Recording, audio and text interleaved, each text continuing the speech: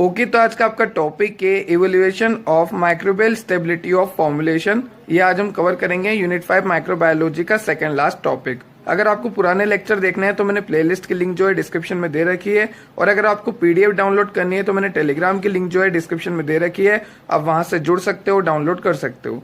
तो चलो शुरू करते हैं आज का टॉपिक। तो चलो शुरू करते हैं आज का लेक्चर। आज का लेक्चर जो है काफ़ी ज़्यादा रिलेटेबल है, आपको ध्यान से सुनना भी है, क्योंकि अगर आप समझ जाओगे तो आप इजी जो है लैंग्वेज में लिख सकते हो एग्ज़ाम में। क्योंकि अपनी लैंग्वेज जो होती है ना लिखने की, वो सबसे इजी लैंग्वेज होती है। ठीक है, तो चलो शुरू करते हैं। देखो, आज का आपका टॉपिक है evolution of microbial stability of formulation. ठीक, इसमें आपको करना क्या है, ध्यान से सुनना। करना है प्रिजर्वेटिव एफिकेसी टेस्ट। सर ये कौन सा टेस्ट है? देखो ध्यान से सुनो, अब होता क्या है। जैसे मान लो ये सिरप है आपका, ठीक है। ये वो सिरप है जो मैंने बनाई, काफ़ी ज़्यादा अच्छी मैंने स्टरलाइजेशन करी, सब कुछ करा, मैंने ध्यान रखा बैक्टीरिया वगैरह नहीं गया। फिर मैंने इसमें प्रिजर्वेटिव भी डाला और कंप्लीट मैंने सिरप बना दी। अब इस सिरप को मैं मार्केट में भेजने ही वाला हूँ। उससे पहले मैं इसमें टेस्ट करूँगा। कौन सा टेस्ट? प्रिजर्वेटिव सही से काम कर रहा है या नहीं, वो चेक करूँगा। ठीक है, तो प्रिजर्वेटिव की एबिलिटी चेक करूँगा, इसलिए मैं बोल रहा हूँ प्रिजर्वेटिव एफिकेसी टेस्ट। ठीक है, प्रिजर्वेटिव कितना ज़्यादा काम कर रहा है सिरप के अंदर, वो मैं टेस्ट करूँगा। क्योंकि मान लो, जैसे मान लो, ध्यान से सुना, जैसे मानो जो ये मैंने सिरप बनाई थी, अब इस सिरप का मैंने बोला कि ये 2 साल में एक्सपायर होगी। ठीक है, अब अगर ये 2 साल में एक्सपायर ना होके 6 महीने में ख़राब होना शुरू हो गई, तो ये क्यों हो रहा है? क्योंकि अंदर का जो प्रिजर्वेटिव वो सही से काम नहीं कर पा रहा। होता है कि कुछ सिरप जो है जल्दी एक्सपायर हो जाती है, जल्दी ख़राब हो जाती है, उनमें जल्दी माइक्रोब्स का अटैक हो जाता है, क्योंकि उनके अंदर जो प्रिजर्वेटिव है वो सही से काम नहीं कर पाया, या ख़राब हो गया, या फिर अपनी नेचर चेंज कर ली उसने। ठीक है, तो जब मैं मार्केट में कोई भी सॉल्यूशन भेजूंगा, मान लो ये सॉल्यूशन मेरा तैयार है, लिक्विड सिरप मेरा प्रिपरेशन तैयार है, अब मैं इसे मार्केट में भेजने वाला हूँ, तो उससे पहले मैं एक टेस्ट करूंगा, प्रिजर्वेटिव एफिकेसी टेस्ट, जिसमें मैं ये पता करूंगा कि मेरा जो प्रिजर्वेटिव है अंदर, वो सही से काम कर रहा है या नहीं कर रहा। ठीक है, तो ये कब करते हैं अपन चेक? प्रिजर्वेटिव एफिकेसी टेस्ट कब करते हैं? जब अपन सिरप को मार्केट में देने वाले होते हैं, उससे पहले अपन एक टेस्ट करते हैं, प्रिजर्वेटिव एफिकेसी टेस्ट, जिसमें हम पता करते हैं कि हमारा जो प्रिजर्वेटिव है सॉल्यूशन के अंदर, क्या वो सही से काम कर रहा है या नहीं कर पा रहा है। ठीक है, तो यहाँ पे वो सब थ्योरी लिखी है। देखो, फॉर्मुलेटेड मेडिसिन मतलब जो मार्केट में जाने वाली है, सब कुछ मैंने लिखा हुआ है आपको इजी लैंग्वेज में। ठीक है, कौन कौन सी प्रिपरेशन पे अपन चेक करेंगे? Oral, nasal, topical, ophthalmic, parenteral, सब पे चेक करेंगे। ठीक है, तो ये सब आपको लैंग्वेज यहाँ पे मिलेगी। ठीक, अब और क्या लिखा हुआ है देखो, मैं बता देता हूँ आपको। देखो यहाँ पे लिखा हुआ भी है, ओरिजिनल अनओपन कंटेनर। ठीक है, which is supply bye manufacture, जो कि जाने वाला है। ठीक है, अनओपन मतलब न्यू ब्रांड। ठीक, जो जाने वाला है मार्केट में, उसमें हम टेस्ट करते हैं। अब देखो, हम मीडियम क्या यूज़ लेते हैं, ध्यान से सुनना है यहाँ पे। सबसे पहली बात तो मीडियम यूज़ क्यों करते हैं, देखो ध्यान से सुनना। अपन को क्या करना है कि जो सॉल्यूशन के अंदर प्रिजर्वेटिव है, उसकी एफिकेसी, उसकी क्षमता पता करनी है। ठीक है, तो कैसे पता करेंगे? ऐसे देख के तो पता कर नहीं सकते। ठीक है, तो करते क्या है, हम इसके अंदर जो है माइक्रोब्स डालते हैं। क्या बात कर रहे हो सर, सिरप के अंदर ही माइक्रोब्स डाल देते हैं?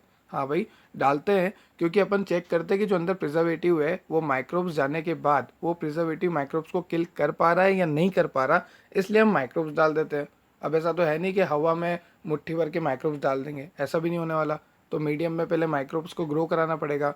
तो किस मीडियम में माइक्रोब्स को हम ग्रो कराते हैं, वो देखो यहाँ पे लिखा हुआ है कि यहाँ पे हम कल्टीवेशन करते हैं टेस्ट माइक्रो ऑर्गेनिज्म का। कौन से मीडियम में? सोयाबीन, केसिन, डाइजेस्ट, अगार मीडियम। सर पूरे खानदान का नाम हो गया? हाँ भाई, सोयाबीन, केसिन, डाइजेस्ट, अगार मीडियम। ठीक है, तो इस मीडियम में हम बैक्टीरिया की ग्रोथ करवाते हैं। अब देखो यहाँ पे क्या लिखा है, choice of test micro organism and inoculum preparation. तो देखो यहाँ पे लिखा हुआ है मैंने कि हम टेस्ट माइक्रो ऑर्गेनिज्म को यूज़ क्यों करते हैं? प्रिजर्वेटिव सही है या नहीं चेक करने के लिए, मैंने आपको पहले ही बता दिया। उसे चेक करने के लिए हम माइक्रो ऑर्गेनिज्म जो है सिरप सॉल्यूशन में डाल देते हैं, फिर हम पता करते हैं कि हमारा प्रिजर्वेटिव जो है सही से काम कर रहा है या नहीं। ठीक है, तो कौन कौन से टेस्ट माइक्रो ऑर्गेनिज्म आप डालते हो? ठीक है, वो बता देता हूँ मैं आपको। Staphylococcus Orius ATCC 6538। दूसरा है सुडोमोनास एर्जिनोसा ATCC 9027। तीसरा है ई कोलाई ATCC 8739। ठीक है, तो ये नाम है, अब आपको ध्यान रखने, एक दो आप याद रख सकते हो, यहाँ पे मैंने बहुत सारे लिखे हुए हैं। ठीक, अब देखो यहाँ पे क्या लिखा हुआ है, ध्यान से सुनना कि आप कैसे ग्रो कराओगे। सर अभी आपने बोला ना कि ये मीडियम ले लेंगे। ठीक है, मीडियम तो अपन ले लेंगे, ये वाला सोयाबीन, केसिन, डाइजेस्ट, अगार मीडियम। ठीक है, अब ग्रो कैसे कराएंगे सही से? मिलने के बाद क्या करना है वो ध्यान से देखो, यहाँ पे लिखा हुआ है सारा।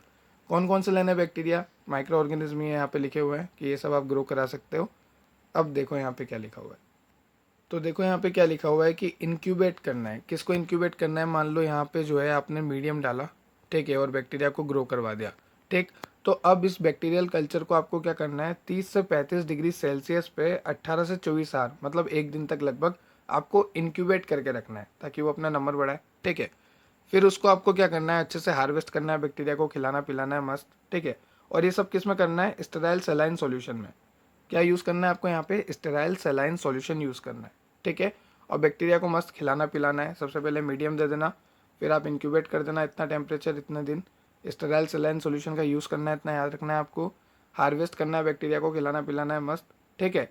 अब देखो आपको उतना खिलाना पिलाना है कि जब तक उसकी 1 × 10⁸ CFU नहीं आ जाए। अब ये सर CFU क्या है, कॉलोनी फॉर्मिंग यूनिट। जैसे मान लो एक प्लेट है यहाँ पे, ठीक है। अब यहाँ पे मैं कैसे पता करूँ कितना बैक्टीरिया है, तो देखो बैक्टीरिया की क्या होती है, कॉलोनी फॉर्मेशन होती है। और जैसे मान लो यहाँ पे 2 कॉलोनी 3 कॉलोनी फॉर्मेशन हुई, तो मैं क्या बोलूँगा कि यहाँ पे 3 कॉलोनी फॉर्मेशन यूनिट है, ठीक है, 3 कॉलोनी फॉर्मिंग यूनिट है। तो जब तक कराओ जब तक आपके पास 1 × 10⁸ CFU नहीं आ जाए, ठीक है। पर ml की बात कर रहा हूँ, पर ml 1 × 10⁸ CFU पर ml नहीं आ जाए तब तक कराओ, ठीक है। तो आपने मस्त कल्चर मीडिया प्रोवाइड किया बैक्टीरिया को, मस्त उसको इंक्यूबेट किया बैक्टीरिया कल्चर को 30 से 35 डिग्री सेल्सियस पे 18 to 24 आवर। उसके बाद आपने उसको हार्वेस्ट किया, अच्छे से खिलाया पिलाया बैक्टीरिया को। देन आपने इतना ग्रो करवा दिया उसको कि वो हो चुका है 1 × 10⁸ CFU पर ml। CFU मतलब कॉलोनी फॉर्मिंग यूनिट, ठीक है। अब अपन ने क्या करा, अपन ने यहाँ पे बैक्टीरिया की ग्रोथ करवाई, बैक्टीरिया को तैयार किया, ठीक है। अब इस बैक्टीरिया को, जैसे मान लो ये बैक्टीरिया तैयार हो गया, इस बैक्टीरिया को अपन डालेंगे उस सॉल्यूशन में जो सॉल्यूशन मार्केट में जाने वाला है। क्यों डालेंगे, ताकि अपन पता कर सके कि ये सॉल्यूशन का जो प्रिजर्वेटिव है वो सही से काम कर रहा है या नहीं। तो देखो नीचे प्रोसीजर है किस तरह से आपको करना है, ध्यान से सुनना है इसको भी। तो देखो यहाँ पे लिखा है inoculate each original product container with one of the standardise microbial suspension. जो माइक्रोबियल सस्पेंशन अपन ने बनाया उसको अपन को डालना है ओरिजिनल प्रोडक्ट कंटेनर में जो कि जाने वाला है मार्केट में, ठीक है। कितना डालना है, जैसे मान लो ये प्रोडक्ट है अपना 20 ml का, ठीक है। तो इसमें अपन को माइक्रोबियल सस्पेंशन डालना है 0.1 ml, ठीक है। तो इस तरह से आपको डालना है। और जैसे मान लो यहाँ पे लिखा है कि फाइनल कंसंट्रेशन कितना आना चाहिए, 1 × 10⁵ से 1 × 10⁶ माइक्रोब्स पर ml ऑफ द प्रोडक्ट, ठीक है। 1 ml में इतने डालने हैं, 1 × 10⁵ से लेके 1 × 10⁶ तक फाइनल कंसंट्रेशन अपना इतना आना चाहिए, ठीक है। तो मान लो कि 1 ml में इतना आ रहा है, कितना आ रहा है, 1 × 10⁵ ये माइक्रोबियल कंसंट्रेशन आ रहा है 1 ml में, ठीक है। क्योंकि 20 ml में अपन को आ रहा था 0.1, तो इस हिसाब से कर रहे हैं, ठीक है। अब देखो क्या करना है, ध्यान से सुनना है यहाँ पे। देखो अभी अपन ने ऊपर क्या करा कि जो भी अपना सॉल्यूशन था उसमें अपन ने डाल दिया माइक्रो ऑर्गेनिज्म। जो अपन ने माइक्रो ऑर्गेनिज्म बनाया था वो अपन ने सॉल्यूशन में डाल दिया। अब अपन चेक करेंगे कि कितने माइक्रो ऑर्गेनिज्म जिंदा है। क्यों, क्योंकि प्रिजर्वेटिव से बहुत सारे माइक्रो ऑर्गेनिज्म तो मर गए होंगे ना। तो चेक करेंगे प्लेट काउंट मेथड से, ठीक है। मान लो ये प्लेट मैंने बना दी, अब यहाँ पे काउंट करना है, ठीक है। ऐसे याद रखो, प्लेट काउंट मेथड, प्लेट बना के काउंट करना है। काउंट क्या करोगे, कॉलोनी फॉर्मिंग यूनिट, कितनी कॉलोनी फॉर्म हुई माइक्रो ऑर्गेनिज्म की वो अपन को काउंट करनी है। जैसे मान लो यहाँ पे मैंने बना दी, ठीक है। तो अपन इजीली पता कर सकते हैं कि कितनी कॉलोनी फॉर्म हुई है, ठीक है। अब अपन को क्या करना है, इंक्यूबेट करना है, इसको रूम टेम्परेचर पे रखना है ताकि अपन ग्रो करा सके माइक्रो ऑर्गेनिज्म को। सॉल्यूशन में अपन ने डाल दिया माइक्रो ऑर्गेनिज्म और अपन उसको और ग्रो करा रहे हैं, अच्छा टेम्परेचर दे रहे हैं कि भाई तू ग्रो कर, क्योंकि अपन को देखना है कि अपना प्रिजर्वेटिव कितना अच्छे तक काम कर सकता है, ठीक है। तो देखो यहाँ पे डिटरमाइन करेंगे हम वायबल काउंट को, ठीक है। वायबल काउंट माइक्रो ऑर्गेनिज्म को हम डिटरमाइन करेंगे प्लेट काउंट मेथड से। मैंने आपको ऊपर भी बताया प्लेट काउंट मेथड से अपन डिटरमाइन करेंगे।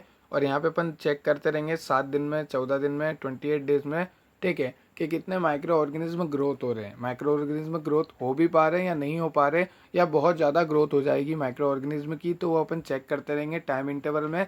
सबसे पहले देखेंगे 7 दिन के बीच में, फिर 14 दिन, फिर 28 डेज के बीच में अपन देखते रहेंगे। और देखेंगे कैसे, प्लेट काउंट मेथड से देखेंगे, जिसमें अपन देखेंगे वायबल माइक्रो ऑर्गेनिज्म, उसमें अपन क्या देखेंगे, कॉलोनी कितनी फॉर्म हो रही है माइक्रो ऑर्गेनिज्म की।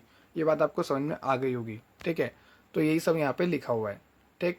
अब देखो यहाँ पे लिखा है इंटरप्रिटेशन ऑफ रिजल्ट, ठीक है। तो अपन इसमें क्या देखने वाले हैं, parenteral, ophthalmic, sterile nasal, otic preparation, इन सब के अपन देखने वाले हैं कंसंट्रेशन ऑफ वायबल बैक्टीरिया।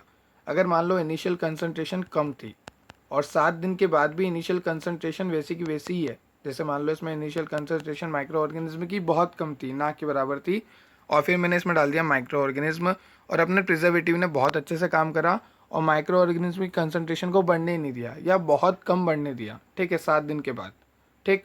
तो फिर अपना जो प्रिपरेशन है वो बहुत अच्छा है। तो देखो यहाँ पे लिखा हुआ है for parenteral ophthalmic sterile nasal concentration of viable bacteria is not more than 10%। अगर वो 10% नहीं हुआ 7 दिन के बाद भी तो बहुत अच्छे है अपने ये सारे सॉल्यूशन, ठीक है। चलो नेक्स्ट देखते हैं, नेक्स्ट कौन सा अपना, नेक्स्ट है टॉपिकल वाला, स्किन पे जो अप्लाई करते हैं वो वाला। अगर यहाँ पे concentration of viable bacteria is not more than 1% of initial, अगर आपने 14 दिन के बाद देखा और 1% से ज़्यादा नहीं हुआ, इनिशियल से 1% से ज़्यादा नहीं हुआ, तो आपका जो टॉपिकल प्रिपरेशन है वो भी बिल्कुल सही है।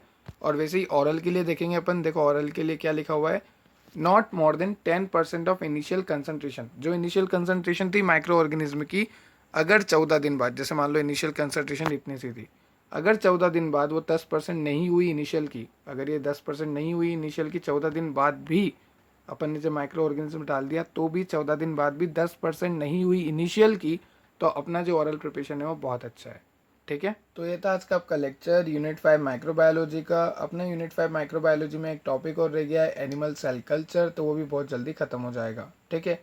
तो अगर आपको नोट्स की रिक्वायरमेंट है, वैसे तो आप खुद ही बनाना, क्योंकि खुद के नोट्स जो होते हैं बेस्ट होते हैं, अपनी लैंग्वेज में लिखना और ट्राई करना याद करने का, वैसे आपको याद हो गया होगा, ठीक है। फिर भी अगर नोट्स की रिक्वायरमेंट है, देख के कुछ लिखना है, तो आप टेलीग्राम के लिंक है डिस्क्रिप्शन में, वहाँ से डाउनलोड कर सकते हो। और अगर और लेक्चर देखने हैं तो मैंने प्लेलिस्ट की कंप्लीट प्लेलिस्ट की लिंक दे रखी है, आप वहाँ से जाके चेक कर सकते हो सारे लेक्चर, ठीक है। कोई भी डाउट हो कमेंट सेक्शन में कमेंट करो, और किसी लेक्चर की नीड है तो भी मेरे को बताओ। Thank you so much, thanks for watching, keep support, thank you.